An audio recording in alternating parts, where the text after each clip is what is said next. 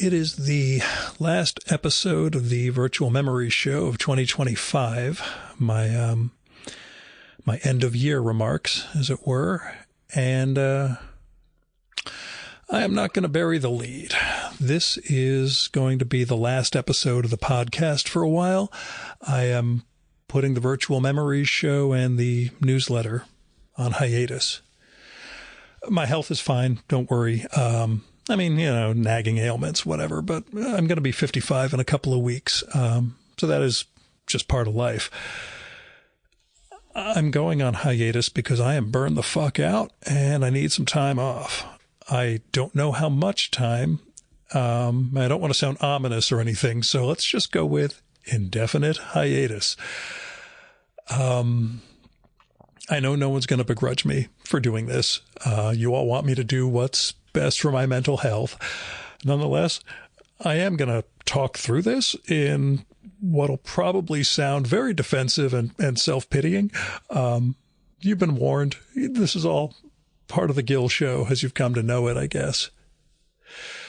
So as I record this right before New Year's, it has been more than 5 weeks since my last interview conversation. I sound like a Catholic with confession or something, but it's been more than 5 weeks since my last interview. That one was a remote with Morten Høj Jensen about his book about the Magic Mountain and Thomas Mann.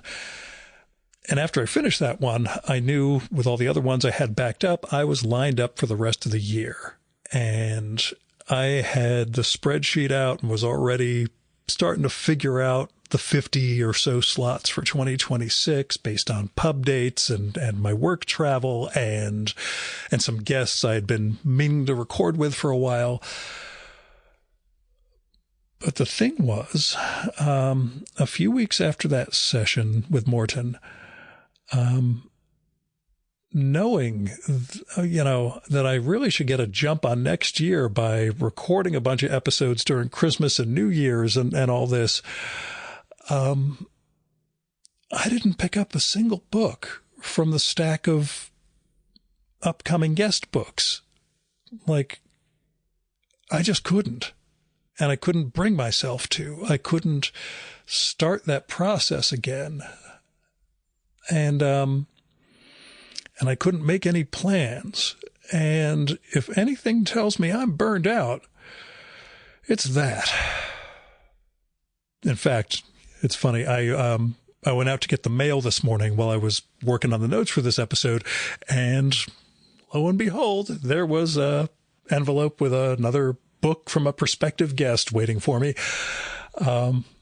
Not a great fit as I looked at it, but that's another exchange I have to have with the person who pitched it and talk through it and maybe reduce the amount of disappointment I bring into the world.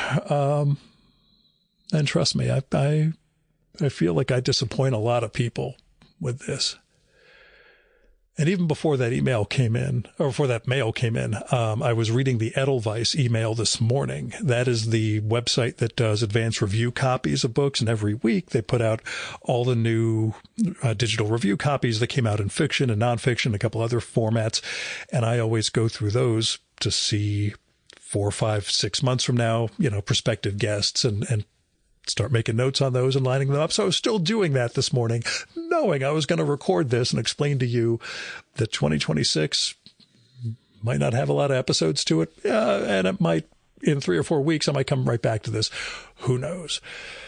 But what's occurred to me in the past month is that maybe what I need right now is to not be reading for a guest and writing questions and traveling and recording and editing and introing and posting and then writing newsletters about all of it.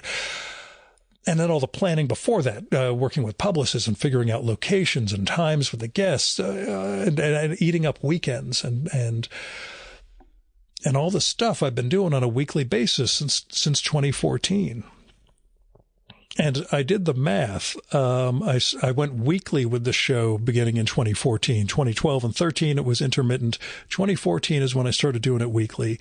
And not counting the 60 or so daily episodes during the COVID lockdown stretch, I've averaged 51 and a half shows a year, and I thought it was fewer than that. But when I say weekly basis since 2014, I'm not fucking around. That was episode 51 in January of 2014, and this is episode 670. So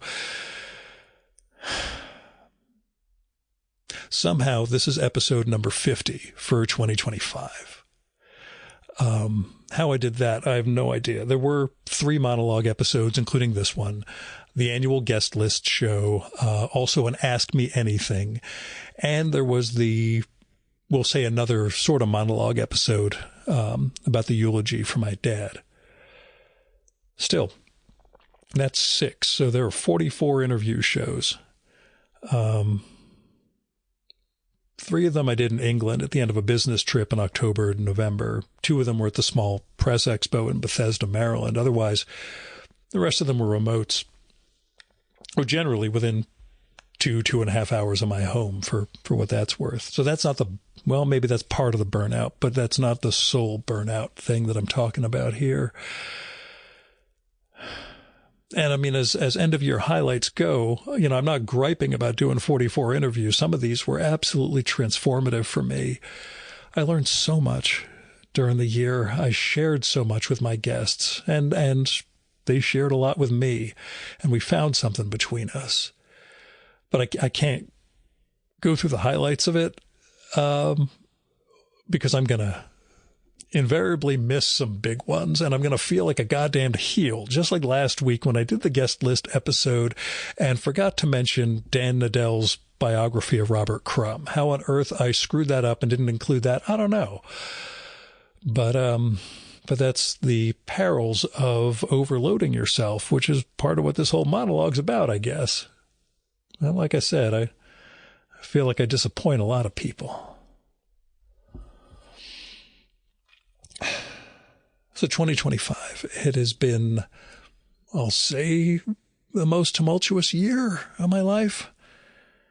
I mean, between the everything and between the macro and the micro at its macroest being my father's death in July, that did a number on me, and as I've been coping and adjusting and not coping and not adjusting.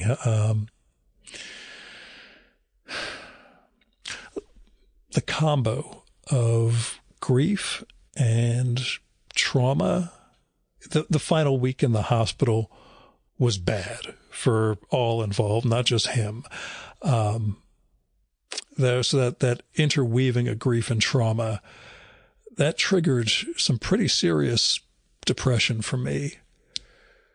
And I talked about it on the show in the past, which is why I'm talking in shorthand about Dad's death overall. You guys have heard a lot of this already. The thing about that depression was, one of the aspects was that all the avenues of my life felt constrained. And I'd never really experienced that before. But for long stretches, I had this sense that my life was pretty much written out and done, that there weren't any real options for me, especially professionally, to make any sort of change. Except, maybe to change for the worse, which, I've been doing for a long time. But that I would just keep fighting against the tide until it takes me out. For years and years, my father would say, "Every day is the same. I am just waiting for death." And I would try and rouse him out of that and explain to him that there was shit he could live for, things he could do and engage in the world that involved some effort on his part. But it was to no avail. He was suffering from serious depression for decades, I think, that was never treated. I mean, there was some attempt at treatment, but he never really got to the root of what was wrong. And our lives are very different. He spent a lot of those last years, I don't just mean the COVID years, but a long time before that, pretty much withdrawn from everything. And I, throughout all this, was still out in the world. I was doing trade shows. I was traveling. I was doing the podcast. I was getting out and engaging. But I was still overwhelmed by this sense that this is it for me. And maybe it still is. I don't know. But I resurfaced from all that about a month ago. It didn't alleviate a lot of the strains and the stress that I have. I'm dealing with some heavy shit professionally. I mean, I have no idea how ridiculous the next 4 or 5 months are going to get, and that's part of why I'm making this decision about putting the show and everything on hold. I've got this big every 5-year negotiation with the FDA going on, and that means working with them in the middle of the absolute chaos of this administration and working with 2 other industry groups. And I've done this twice before. It's why I launched my trade association. I did this in 2015, 16, 2020, 21. But almost everybody at the table is new to this program and the process of this negotiation. And that means I can't lean on my familiarity with other people's behavior. And they certainly have no gauge on me and what I do and the way I make suggestions and what I'm looking to achieve. It's a lot of work. And it's going to go into overdrive next week. And a lot of it involves in-person meetings at FDA, which means getting up at 3:45, getting to Newark, taking the train down to Baltimore, getting a car service to the FDA, turning around and going back, or staying over and doing more in Washington the next day. And that stuff's enervating. And I don't get a lot of reading time, a lot of time I can focus on reading. I'm pretty burned out during all that. So I don't really want to shortchange podcasts by racing to finish their books before we record or half-assing my way through the sessions. And I cannot shortchange my job by not devoting myself to getting this big negotiation done and protecting my trade association members, my sector. So that's part of this. Again, I said defensive and self-pitying. You're going to get a lot of that. I do not want to make out like the show is part of what's making my life tough. When I talk about having to chase through these books, finish things, all the programming and planning, etc. Yes, those are tough, but the podcasts themselves, the conversations, those are like oases for me.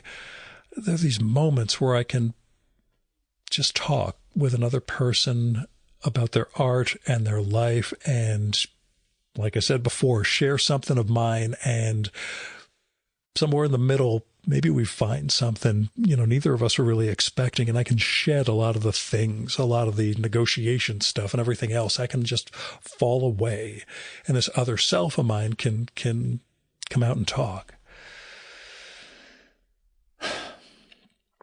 So that guest list episode I was mentioning earlier last week, that's the annual show I put out where all the past guests from the year talk about their favorite reads. And I talked during my big monologue-ish thing at the end about this moment I shared with Celia Paul, the artist, this past guest of mine and friend. We got together in London October, November, not for a podcast, but just to hang. And in that episode, the guest list episode, I talked about this instant of communion and blessing that we shared. And later that evening, I got to hang out with one of my old friends, who was also a past guest of the show, but first an old friend from grad school. And we got buzzed at a tapas place and got caught in this absolute downpour along the Thames, walking back to my hotel. And we had this crazy evening, and those conversations are never going to be a podcast, but they'll be part of a life. And that's enough sometimes. So along those lines, like a week or so after Dad's death, I guess the first full weekend after, a week plus after his death, whatever, I drove up to Boston for ReaderCon, this literary science fiction and fantasy convention where I usually record a bunch of shows.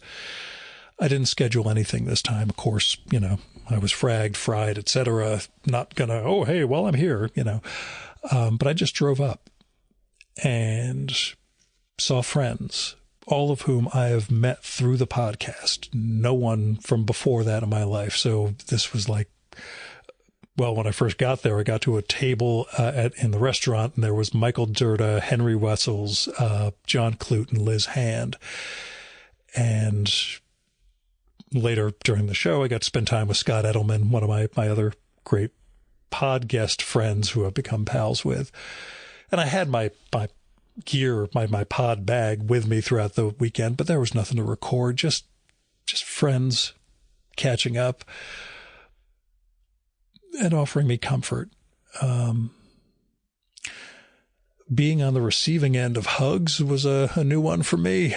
But people who knew what I went through just would come up to me, open arms, and just offer me solace. And one of the positives of this year, I guess, was my learning to allow myself to be that person. So that's the non-pod stuff with the pod people. You get me? That's I don't know, man. Stepping back from the show and the newsletter and my whole public face for however long this goes on is going to be weird. I mean, I say way too often that the podcast and those conversations on and off mic and those friendships, that's what gives my life meaning. So yeah, I am worried about what it'll be like without it. I'm worried that I'll lose my rhythm not doing this every week. I'm worried that I won't be as good at talking with folks when I come back. I worry that you won't be here when I do come back, even though I know this has never been about audience building, as my download stats can easily prove.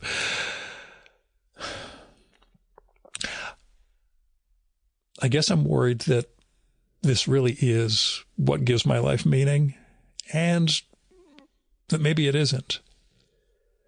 I mean, what if it turns out that I am just fine not doing this, and that it turns out that I can just keep to myself and read whatever books I want and chat with friends and not have to make the podcast, write the newsletter, be on the karmic wheel I've built for myself.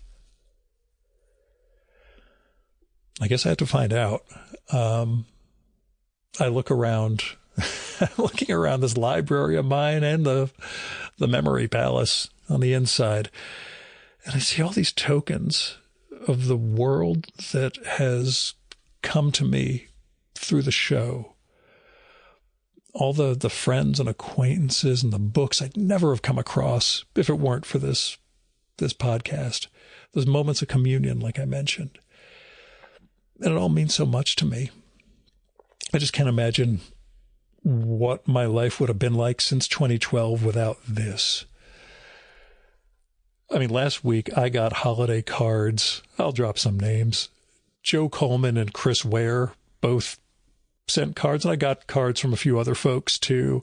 And these are people whose work I've marveled over for more than half my life. And it's just, somebody writing me in the mail. The fact that that's now part of my life means an awful lot. My life is richer for all of this. But I also just want to stop and recalibrate myself, maybe find myself somewhere other than in relation to a guest and to a listener and to the big tapestry of the show. Now, the other thing I'll say about this choice is that a couple of weeks ago, I talked about the late Tom Spurgeon with comics blogger Jonathan Sandler, the last interview episode that aired for the show. And in my intro to that one, I talked about how the anniversaries of Tom's birth and death, which were November and December, pretty close together, they get me thinking about who I am and what I've done with my life and what example I set for others and what I do to make the world better. And right now I am thinking about the limits of that, I guess. Not the limits, but what we owe ourselves, and not just what we owe the world. What I owe myself. Okay, I'm just going to put it in those terms. I've been pushing pretty hard this year in a lot of different areas, and it's been tough. I have been too scattered to do anything well, and it shows, even if only to me, and maybe I'm being too self-deprecating, but I feel, like I say, like I'm letting everybody down in some way, shape, or form, starting with myself. And the thing about Tom is he pushed himself to care for others and didn't take care of himself. And he wound up dead years younger than I am now. Now, he had a lot of health issues that contributed to that, but he also could have let up on the gas a little to take care of himself. All of which brings me to the thing that I do owe myself, and maybe owe the world, I'm not sure, but I promised myself I was going to write a book this year, and I did not, unless I pull that off in the next 2 days. I need to finish writing my photo book, Guest Host. That is a book, and I've talked about this before ad infinitum. Okay, ad nauseum. We'll go with that. It is these Instax sort of digital Polaroids of instance from 2024 from my in-person podcast sessions and my hangouts with past guests. And I took a lot of these, and I'm going to write a prose piece that accompanies each one. And I haven't done enough of them, maybe half. And I had planned to get all this done in the first half of 2025, then figure out the production and the crowdfunding tiers and launch a crowdfunder and all that stuff. But here we are on the cusp of 2026, and there are a whole lot of pieces yet to be written. And I need some time to focus on that. I was going to take July off of 2025, do exactly what I'm telling you I'm going to do right now, just shut down July, maybe into part of August, no podcast, no newsletters, and just write the book. But Dad's final hospitalization was on July 3rd, and, I was not in any sort of writing mode that month, and things spiraled pretty badly. But I wrote something beautiful this weekend for the book, something that really surprised me. And I need to do that like 30 or 40 more times to get to the finish line. And that's not going to happen if there just aren't enough hours in the day. That's what I'm saying.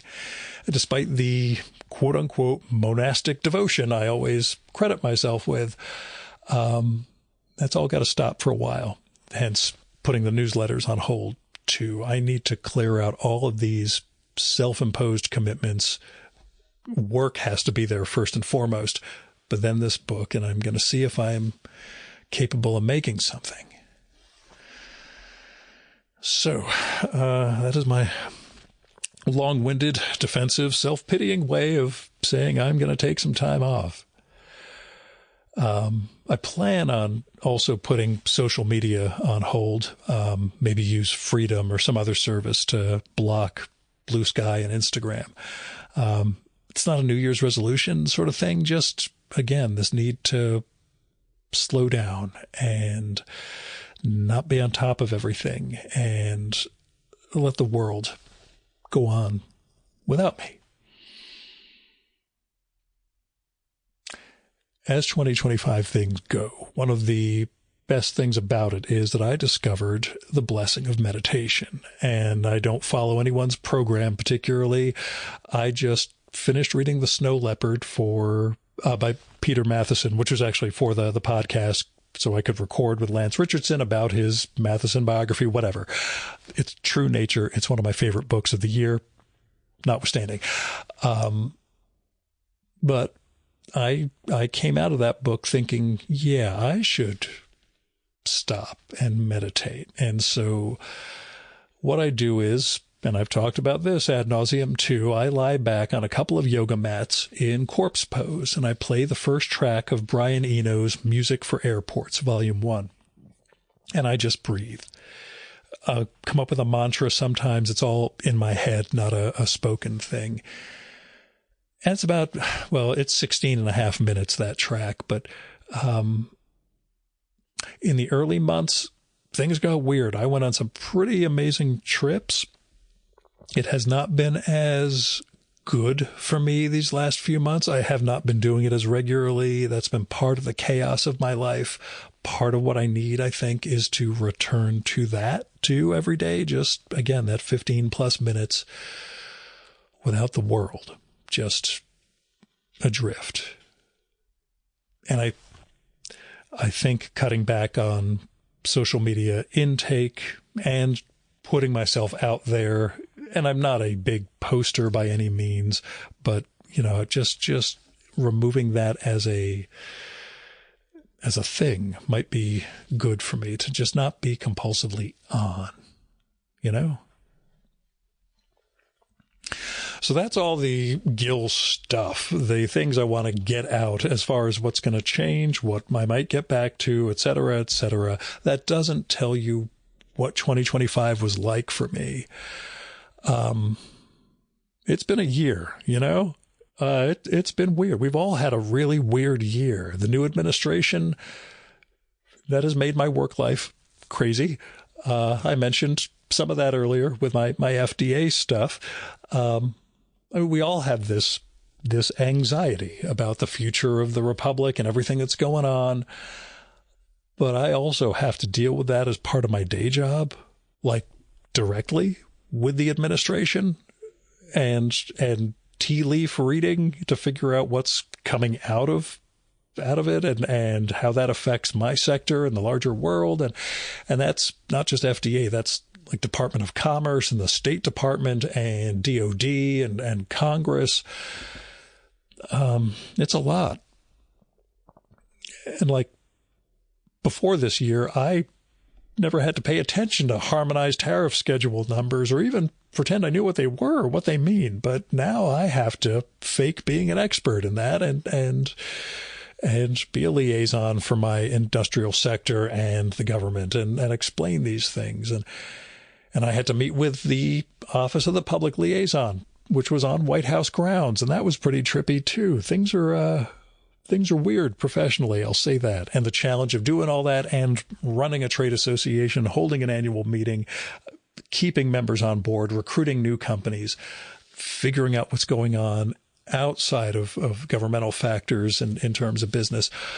All those things are, those things have been weird, and people are relying on me for stuff now. They have me speak at events and, guest on people's business podcasts and such to talk through some of this stuff.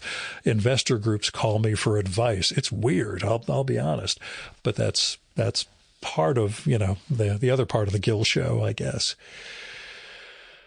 But what it means is a lot of work and a lot of time. Marriott sent me the little update. I've spent, I think, 35 days this year in Marriott hotels, in addition to a bunch of non-Marriott stays. Almost all of that was for work. And numbers like that can help you see how out of balance things are. That said, I did meet a guy late last year he was around 185 days a year. I figure he does not like his family very much. But, anytime I talk about this stuff, I'm not complaining, but I am trying to illustrate some aspects of what this life is like. But that's work. That is what subsidizes the podcast, the newsletter, the book, everything else, the zines. I still have to finish Haiku for Business Travelers #3. So I have to keep rolling with the punches in that respect. But it is a lot of chaos I'm dealing with, and trying to maintain a business in the face of it has been trying, frankly. Still, no one's here to listen. No one's here to listen to me gripe about the government. We all do that regularly, and that's part of why I want to get off social media for a while.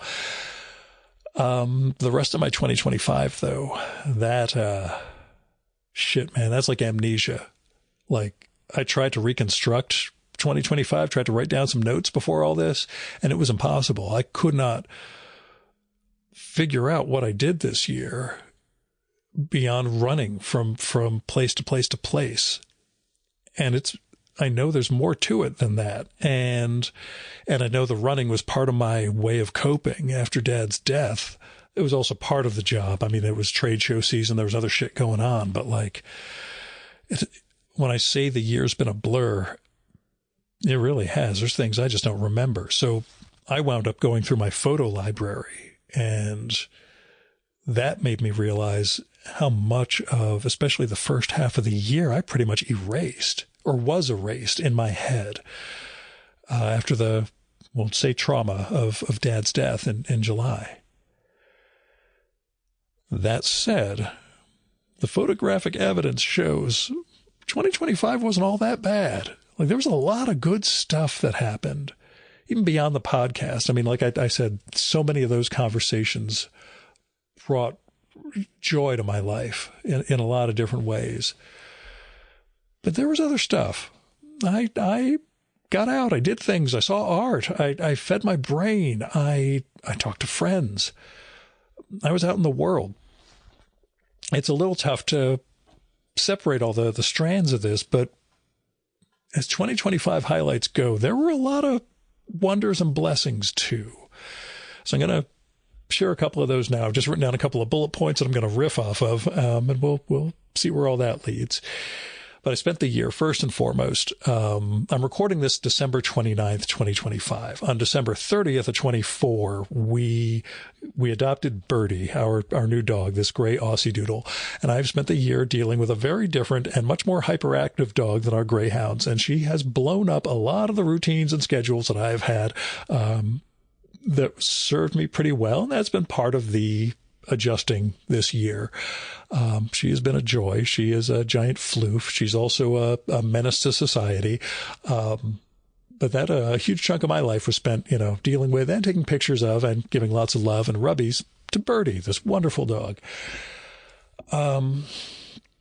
Early in the year, I had a weird reunion with my oldest friend. We had had a falling out back in 2003. We had reconnected after my leukemia diagnosis, but never met up in person. And through an absolutely weird coincidence, he and I spent a Saturday evening together talking in a Starbucks in Fort Lee, New Jersey, that is now closed down, probably unionized, and so Starbucks got rid of it. But that was that was momentous in its way. Dad had another hospitalization in late January, early February, and that one was rough. Not as rough as the end, but it also set a tone during the year. Discovered meditation, like I said, that was critical to my making my way through this year, I think. My niece got married in Kansas City. That was a joyous event. However, we'll say on the spectrum, neurodivergence was a problem because the reception in this hall, the music was loud, and I don't deal with that. I have always had trouble ever since I was a little kid. You feel the music in your chest, kind of, and it digs into your brain, and it's a problem, and it's the amplification of something. It does a number on me, so I had to bail a little bit early from the reception. But I saw her get married, and the generational thing is a real joy. Being the crazy aunt and uncle, as Amy and I are, is well, it's the most family-ish we're going to get, and it was beautiful. So, what else? Giant tree came down in my yard and would have taken out my car had I not left for a trade show in Philadelphia a couple of hours before. Huge tree, completely rotted at the base. You see the base and it is just, you can see some bark, but there's literally no pith, nothing inside. How it got to that incredible size, I don't know. If it fell the other direction, would have wiped out my neighbor's house and things would have been weird for me financially. Luckily, fell into our driveway. Well, it's a sign. It's another sign of generational stuff, I guess. Another sign of longevity. I've lived in this house my entire life, pretty much. My parents built it a couple of years before I was born, and with Dad's death, it'll transfer into my name. And seeing the trees, seeing how things change, that's part of my whole thing, I guess. I bought a desk this year. I wanted to rent a space where I could go write the guest host Instax book, but couldn't find something that would rent on a month-to-month basis that was nearby. So with Birdie's rejection of some of the furniture we had abandoned downstairs that our previous dog loved, I rearranged the library/office and put this new desk in and some other accessories, lamp, shelf, other stuff, with the goal of just sitting there and writing my book, which I, as I have mentioned, failed to do. But I do get back there. I do get my ass in the chair. It was also a chair that I bought for this little writing area. And that was something. Giving myself that space. It doesn't have all my work-related stuff and everything else around me was kind of important to me. Other people, your mileage may vary, but, I sort of need that kind of thing. Traveled to Rotterdam. Never been there before. Business, was there to speak at a conference. Got to run in a 5K as part of their little group activities. Got to walk around Rotterdam for a while, see the city, travel back to Amsterdam afterwards. Visited a bookstore, saw a past guest, Julie Phillips. Got to spend time at the dual museum exhibition of Anselm Kiefer. It's at the Van Gogh and the one right next to it. I'm blanking on it. It's not the Rijksmuseum. The Stella Dick Museum. I think that's how you pronounce it. Anyway, saw this Kiefer exhibition. Never really looked at Kiefer's work before. Was overwhelmed by it. It's absolutely gorgeous and beautiful and haunting and gigantic, and it was meaningful to me in the middle of a whole work thing to be able to just to take this in afterwards and get to see the art. To give myself that opportunity was pretty important. Father's Day. Didn't see my father on Father's Day. He was already declining significantly, and the previous year, I brought barbecue over, and literally the first things he said to me in 2024 Father's Day, sat down at the table on his back porch and said, "I have made peace with the world, and I am ready to die." This was literally his welcome message to me on Father's Day. So this time I kind of blew him off. Went up to Yaddo in Saratoga Springs, recorded with Paul Karasik, had a great podcast, went on from there to Boston for a trade show. Don't regret it. Texted Dad or called Dad while I was on the road. Didn't respond, texted, didn't hear back. So maybe should have taken that as a signal things were going downhill faster than expected. I don't know. You can second guess a lot of stuff. Point is, didn't spend my dad's last Father's Day with him. Don't feel bad about it. Maybe someday I will. Don't know. Made a 2-page comic. That's another thing I did. Dean Haspiel asked me to contribute to an anthology about only in New York comics, and figured I would have a story about some podcast or another or something in New York City. I did a 2-page comic strip about the time I found the writer and editor Michael Denneny dead in his apartment on the Upper West Side. That was agonizing to go through, trying, not the content. I've talked through the story a million times. Making it a comic was really difficult because it involves a lot of constraints, and I'm not an artist, so figuring out how to draw things and how not to draw certain things, that was a challenge. That's going to come out sometime in 2026, supposedly. The funny thing about it is, I sent the great cartoonist Eddie Campbell the PDF of it after I'd sent everything in to Dean. And a few weeks later, he wrote me with like a page and a half of notes, but he also went into the PDF and instituted all the changes he mentioned. So now, technically, I could go back in, tweak a couple of things in the art, and resubmit it to Dean. I don't think they've gone to production yet, but we'll see. It is just amazing to me that, as I've mentioned, of people I've connected with through the podcast, A, there's Dean, who's connected me with a million other people and is incredibly encouraging about my artistic pursuits. B, Eddie Campbell, whom I've loved since I was like 18 years old or so, maybe 17, giving me feedback and telling me what stuff he would not have done, but gets why I did it the way I did it and how this or that could be improved. Use of negative space and some things. Anyway, all that stuff is things the podcast brought me that, again, I'm going on hiatus, I know, but I'm not giving this stuff up because it's already created so much of a life for me. Anyway, God, what else? Went to the Minneapolis Institute of Art and had some big moments there. One of my clients was having their 60th anniversary celebration in Chaska, Minnesota, which is close to Minneapolis, and when I got there, I knew I was going to have a morning free before the event. And one of my friends at the company said, if you get any time at all, go to the MIA. It's absolutely fantastic. She was right. Holy crap.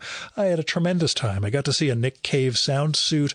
I had this experience in the Tibetan Buddhist shrine that they have built in there. Saw a lot of other art I was not expecting. Didn't think it would be as good a museum as it was. But again, I followed.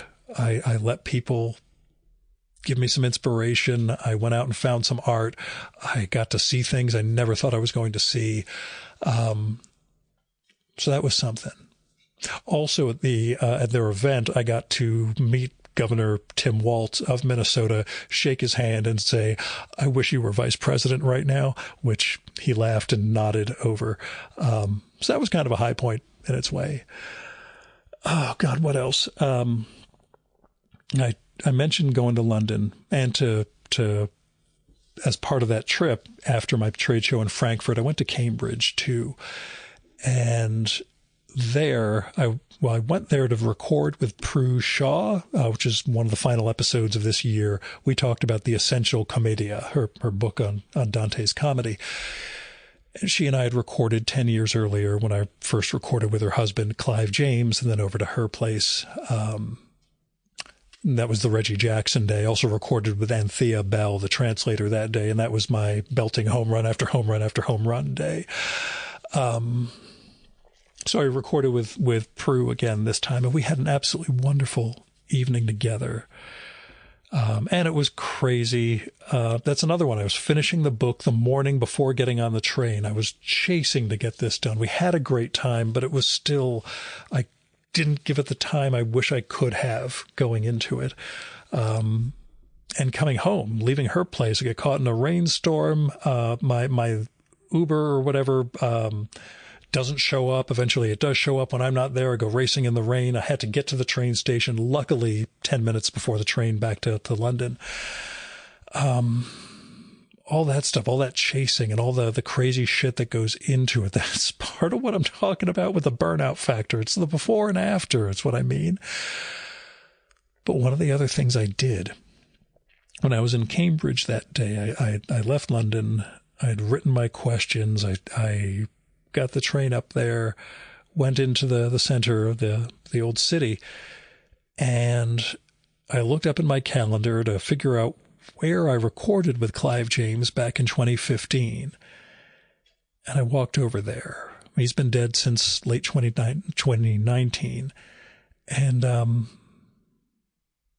I was pretty sure the place we recorded was next door to where Clive's daughter lives, but it wasn't 100%. But I wasn't going to knock or anything. I just wanted to see the door again, see where we recorded, where I had one of the greatest moments I've ever had doing the show. One of the high points, honestly, of my life was sitting down with Clive and talking for a while.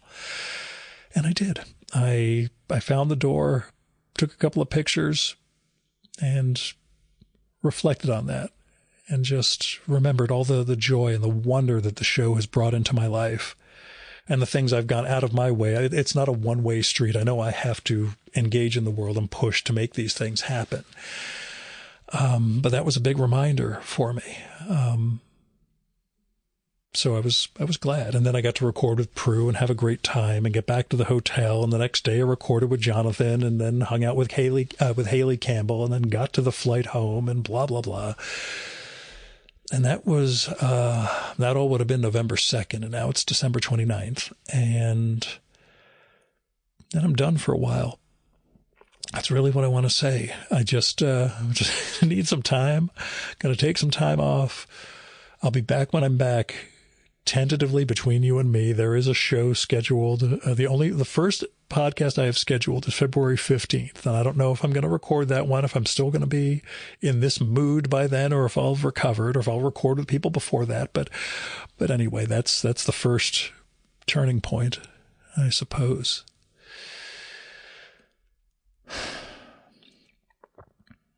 The other thing about 2025, I guess, is that I found out that I can step into the unknown, that I can get off of this wheel that I've built for myself, and I can let that centripetal force throw me somewhere with no patterns or any idea where I'm going to land.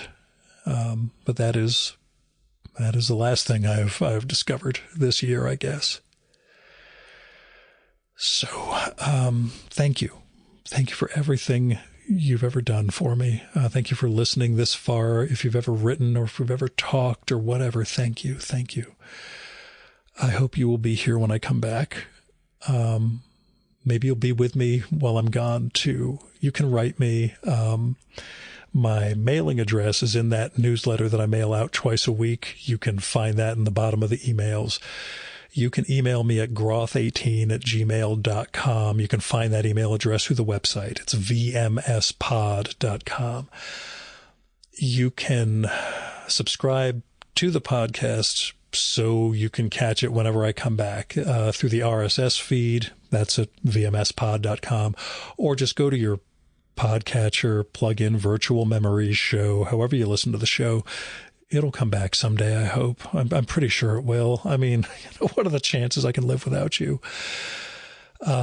Same with the newsletter, buttondown.email/VMSpod. I'm going to produce one more to mention this episode, and that's going to be it for a while. Thanks. You have been listening to the Virtual Memories Show. I am your host, Gil Roth, and let's keep the conversation going.